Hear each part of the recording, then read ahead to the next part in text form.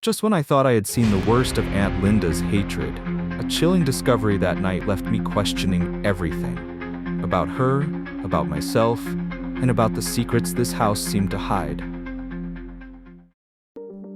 That night was one I'll never forget. Uncle Nathan had gone out of town for business, leaving the house quieter than usual. Rachel and Brandon were in their rooms, and for once Aunt Linda showed an unusual amount of generosity. She allowed Sarah to sleep in my room. It was rare for her to permit such a thing, but I didn't question it. Sarah climbed onto my bed with her usual innocence, and Aunt Linda retreated to her room. As the night stretched on, I told Sarah stories, tales of princes and fairies that made her giggle and eventually lulled her to sleep. Watching her tiny face relax in peaceful slumber filled me with a rare kind of joy. She looked so serene, so pure. I kissed her forehead gently and thought about how she deserved so much more than this life. She deserved to sleep on soft beds, surrounded by warmth and love, not in a house filled with bitterness and resentment. I decided to take her back to her own bed so she could sleep more comfortably. Quietly, I left my room and walked toward Aunt Linda's bedroom to let her know. Her door was closed, as were the windows, but I knocked softly anyway. For a moment there was silence. Then Aunt Linda's sharp voice broke through. "Who is it? Alex, is that you?" "Yes," I replied hesitantly. "Sarah's asleep now. Can you take her back to her bed?" "Let her stay there?" she snapped from inside the room. "Don't disturb me again." "But she'll be uncomfortable on my bed," I insisted. "She's used to sleeping on a proper mattress." Her voice turned venomous. "You're always arguing. Get lost before I come out there and teach you a lesson." I stood there for a moment, stunned by her anger, but unwilling to leave Sarah in discomfort. I stared at the closed door, hoping she'd change her mind and come out. But Aunt Linda didn't budge. Then something strange happened.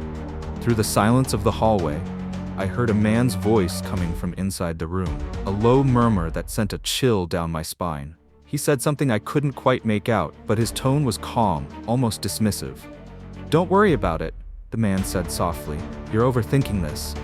Aunt Linda's voice followed, trembling with unease. "No, you don't understand. I feel like his eyes are still watching me, even now." Her words froze me in place. My eyes? Was she talking about me? She continued in a hushed tone. "I've seen them in my dreams. Those eyes. They're not human, they're evil."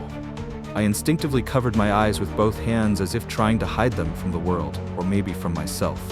Was there really something wrong with me?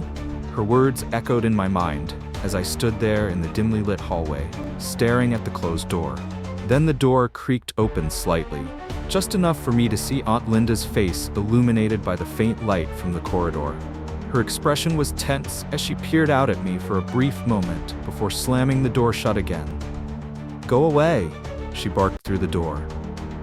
"I'll deal with Sarah later."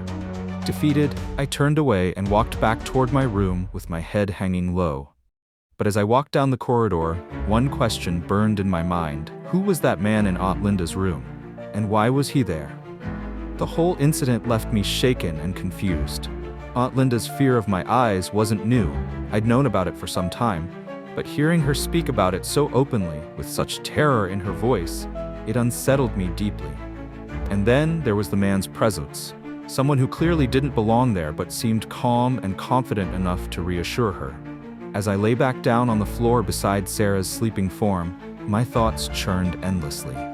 The house felt darker than ever that night, not because of the absence of light, but because of the shadows lurking within its walls.